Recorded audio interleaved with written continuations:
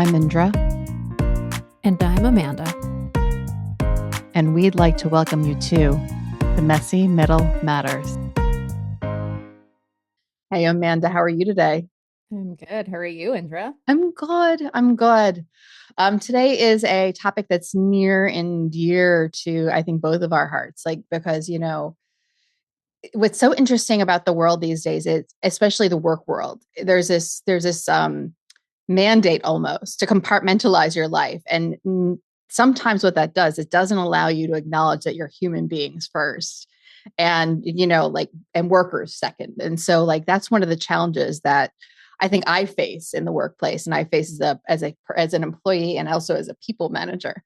It's just really, it can be a really, really challenging thing to navigate. And shout out to my friend Jay, who suggested this topic for us for today.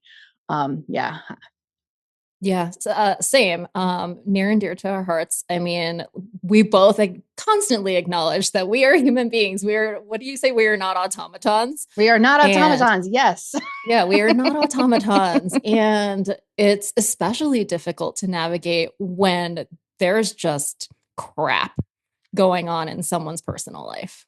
Personal life. And sometimes we're going to talk about that when it's going down with one person, and then when it's going down for everyone all at the same time.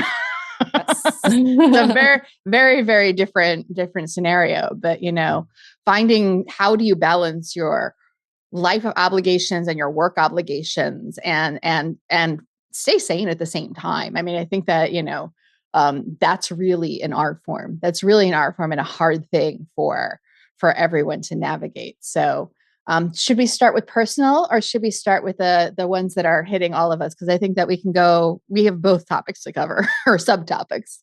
Yeah, we could start with personal because I Let's do have it. one top of Yeah. mind. I mean, you know that the last few years for me have not been the best personally. One of the personal things that has happened was I lost my dad in 2019. And this was I think a week into starting a new job. Yeah. And so I didn't know anybody at the company. Like my manager barely knew my name. And, I showed up for that first week, excited, ready to go, setting up my laptop, meeting the team. And then the next week I had to be gone. And, I reached out to my manager. I explained the situation. I was like, hey, it's also cool that I'm a transparent person. If you could just do me a favor and just let everybody know that this is what's happening. I didn't just ghost everyone after meeting them. He was just like, of course, anything you need, take all the time. He recognized me as a human being. And even that small thing of just don't even worry about work right now. Just go handle your business. And just that little gesture is nice. It's just a human thing to do. And a few weeks later, after, I got back to Denver, the head of the department, so my skip level, my grand boss, was in town so he was in the New York office. He was in town in Denver for meetings and whatever. And he stopped by my desk.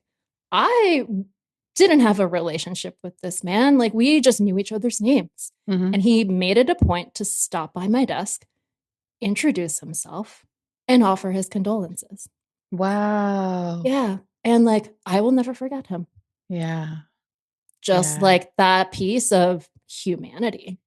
Yeah. Just helped me through that difficult time at work.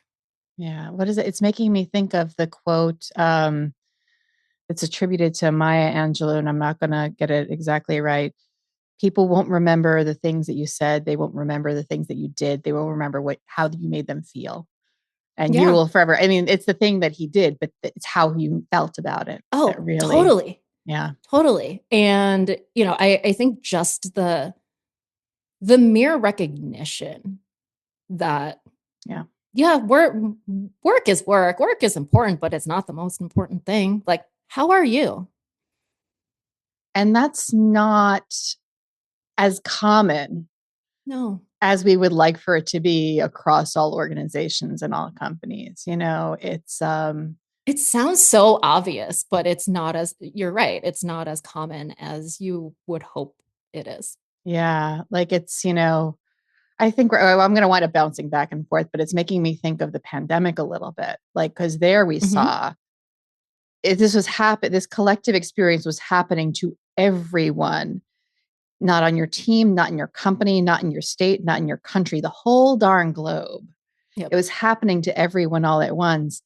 And none of us were, even the most prepared person was not prepared for this, right? No. And you got to see how everyone reacted to this in mass and at scale. And, you got to see which are the companies that are more attuned to um, people's like understanding that people are humans and being so hyper focused on your bottom line or like, but we have a meeting today. Right. But we have a meeting today and it's really important. It's really important. Like, and I'll say I was at Verizon at the time, and you can look it up on my LinkedIn. It's not a state secret, right?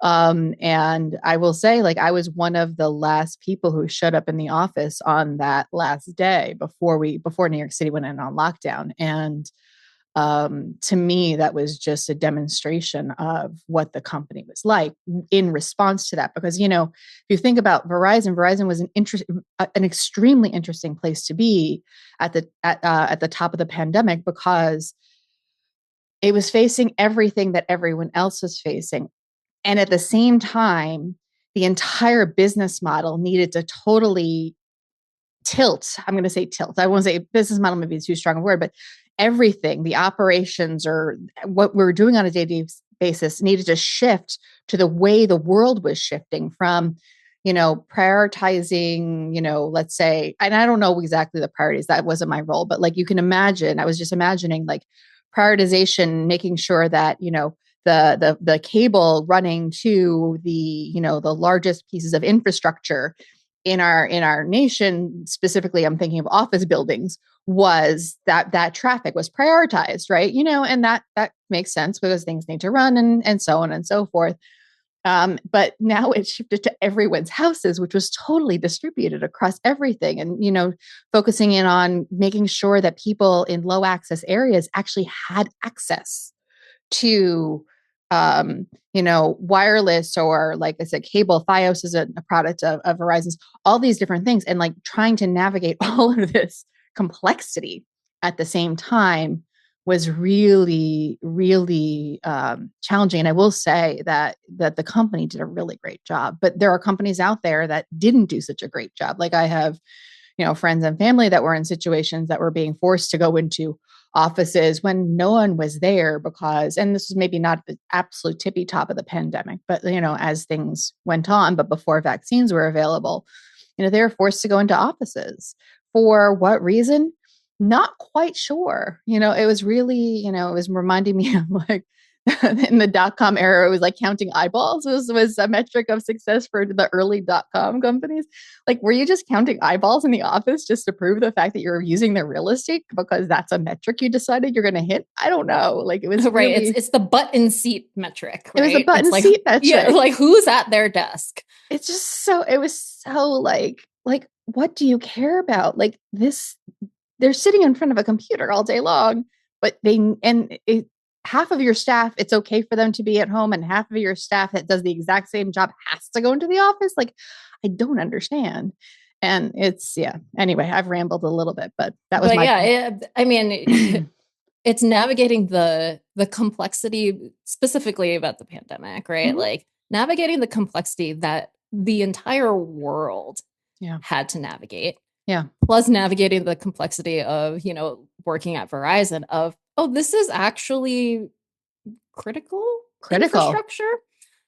Yeah, critical Critical. infrastructure. And it's just like, well, you can't just be like, well, I'm not going to show up to work today. But No, but you also have to acknowledge that there is a whole world outside of the Verizon virtual office. yes, 100%. And like I said, I think we struck the beautiful balance because if people didn't have connection, they couldn't Zoom their loved ones and make sure that they were okay and check on them, and hospitals wouldn't get the things that they need. Like there's a lot of stuff. Like but at the same time, as individual people, I think, like I said, like my sign up was stay safe, stay sane, and be gentle with yourselves. I think for every single Zoom call, it was, whether it was like two people that were on the call, or if it was the entire team where it was like 500 plus, right? Like stay safe, stay sane. Yeah. Do Um, you remember like the height of the pandemic where everyone was just like almost pretending like everything was fine at work? but I think that was a collective denial. Like it was like Yeah. it was like a sure, this is normal, right? But and I think that I will say it, like right now in the world is going through a lot of different changes, like over the recent years. And I think that the one thing that made me feel okay during the pandemic, and I think is important for any leader, regardless of what challenges are going on, whether it's a hurricane or, something else that's going on, is to acknowledge that it's happening. When you acknowledge it, you name it, and it gives everyone, they're like, oh, okay, they know that this is hard. Okay, cool. We will not discuss it at all, but we will acknowledge that it's hard. At the very least, it's the bare minimum, right? Yeah. Agreed. Yeah.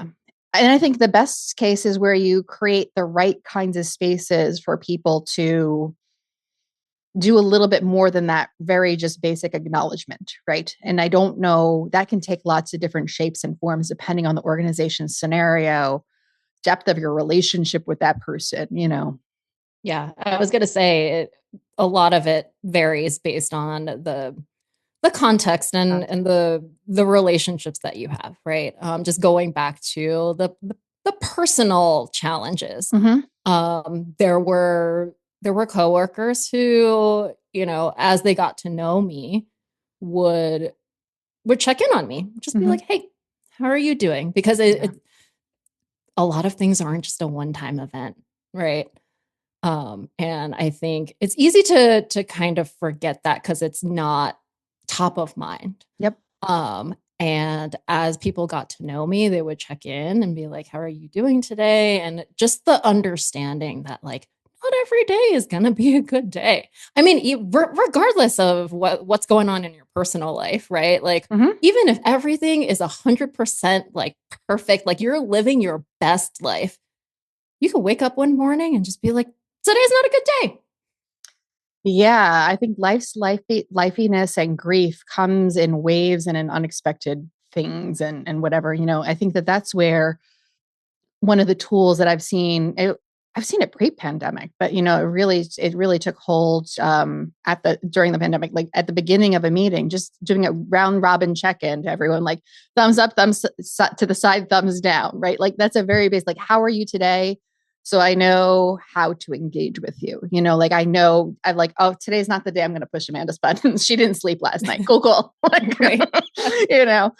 she slept fine last night, by the way, folks. But just as one of the basic examples that when I tell people, I'm like, hey, folks, I didn't sleep well last night. Like, just no button pushing today. Like, you can give me the challenges, but no button pushing. Yeah, that actually just reminded me of, I think this was when we worked together. Our Mhm. team meetings were like red, yellow, green. How are you feeling today? And instead of, we made it a little fun, right? We were Yeah. we were like, what, we pulled up the Pantone colors. I love it. And I think making things a little bit lighter and a little bit not in a dismissive way. You want to Right. acknowledge the life's lifeiness. But bringing in a little bit of levity and making it, one of my favorite quotes is from Steel Magnolias. Laughter through tears is my favorite emotion, right? Bringing that kind of, like, yeah, I know it's really tough, but like, can we do just one little thing to just make it not hurt quite so much? And Right, right, Pantone colors can be the way to do it, or red, amber, green, or like, like whatever. Like, I'm feeling, what kind of animal am I today? I don't know. right. And then just going back to the acknowledging that people are human. Hmm. Very much so. Very much so. I don't think there's enough of that always. I mean, you don't want to over lean in on that because we're not, We're not, I don't care what anybody says, unless there's some sort of other, and unless a true relationship has been forged outside of the workplace. We're not family. We're not trained therapists. We're not a lot of things, but we are human beings who are in community, whether we realize it or not, with our work colleagues. Like any time that more than, actually maybe more than one person gets together, right? It's a version of community. So yeah, Yeah. yeah, Yeah. So, we talked about just baseline, yeah. acknowledging that we're all humans, right? Mm-hmm. Um, have you like do other examples come to mind of tactics that people can use to just tangible, actionable things that tools people can use to navigate these kinds of scenarios? Yeah, I think you actually highlighted one of them at the beginning. I think it is about finding, if you are the person who's having a tough day, finding that one person that you can say to, hey, BT Dubs, I'm having a tough day. And just so that they know, so that, if and you don't need to be, because sometimes you won't want to disclose what's going on, right? For one reason or another. I'd say, just find that one person you can trust so that they can be your eyes, ears, and be part of your, I'm going Like to air say cover. communication. Yeah. Yeah. Because like what'll happen is like, it showed up from, this has showed up for me more when I've been a people manager, where somebody would say something like, and then, another team member would be venting, oh, such and such is just not doing, like, hey, they've got something going on.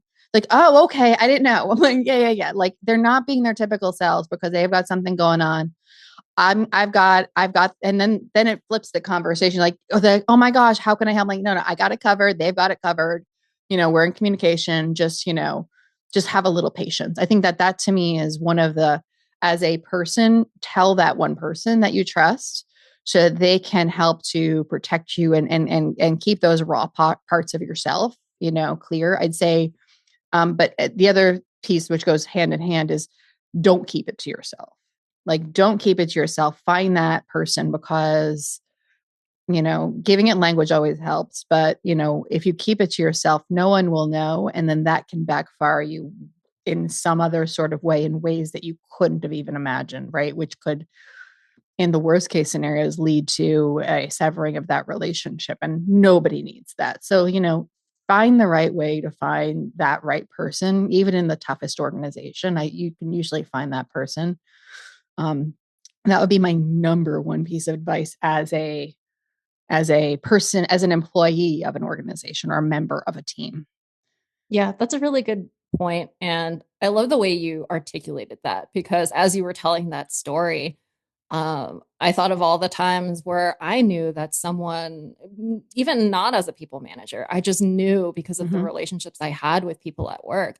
I knew that someone was having a bad day or there was something going on in someone's life. And I've heard the chatter sometimes Mm-hmm. after a meeting of just like, what was this person thinking like when they said this, and it's just like, whoa, like just so you know, it's not They're in the typical, muck. like Yeah. yeah it's fine, like just let that roll. Mm-hmm. It's fine. Yeah. And it's another one that came in and it left. But yeah, I think that like that to me is number one. Do you have anything that comes to mind while I'm trying to remember what popped in and popped out? um I think your second point was what I wanted to Yeah. was the advice that I Mm, would give to people, right? You don't have to be an open book. Like I just happen to be one of those people, yeah. right? Like I'm an open book. Whatever you want to know about my personal life, that's fine. I'll let you know all the details of of the crap that's going on in my life. But yeah, as a person who's going through Mm-hmm. a hard time, whether that's personally or like pandemic related or whatever it is, right? Like a hurricane is coming your way, and Yeah. you need to just take the day off to prepare.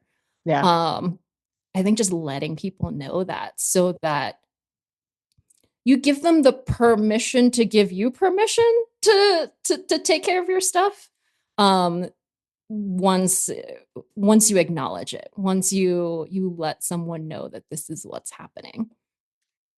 And you led me right into the thing as I was writing. I'm like, oh, that's the thing I was thinking. I think that so now from the people manager perspective, model the behaviors you want to see. Right. And it's which for me is a lot more explicit than I would if I wasn't necessarily a people manager or a more senior member of the team. Right. But it's like, hey, I'll tell everyone, I'm like, hey, I'm going through this today. So that it gives permission, like it gives implicit permission. And then the other thing, which is the companion, if you are in any sort of leadership position, whether it's literally people manager or you're more senior or a more senior person in that room, give people permission to be humans. Explicitly say, hey, I know that the helicopter crashed in the Hudson. That's a recent event that, that was on the national news, right? Helicopter crashed in the Hudson and our workplace is 3 blocks away from there. I know you're all distracted. Do your best to try and stay focused.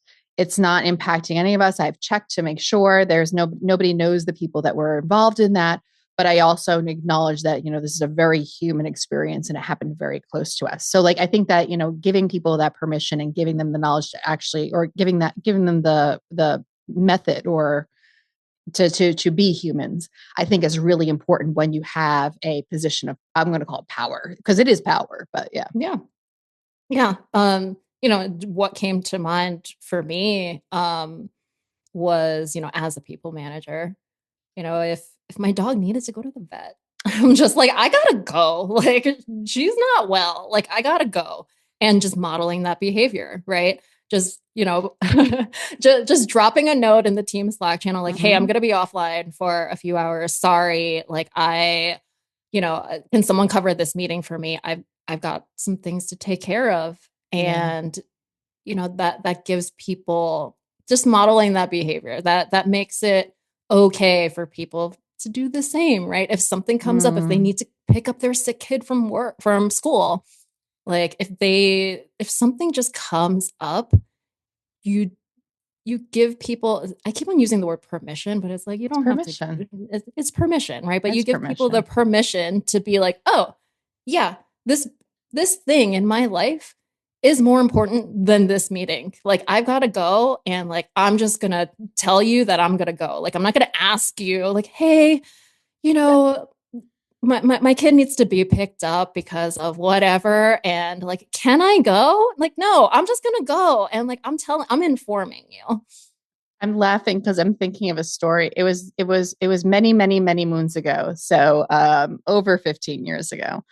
And trigger warning. So for everybody. So 15 years ago, I wound up having cancer, kidney cancer.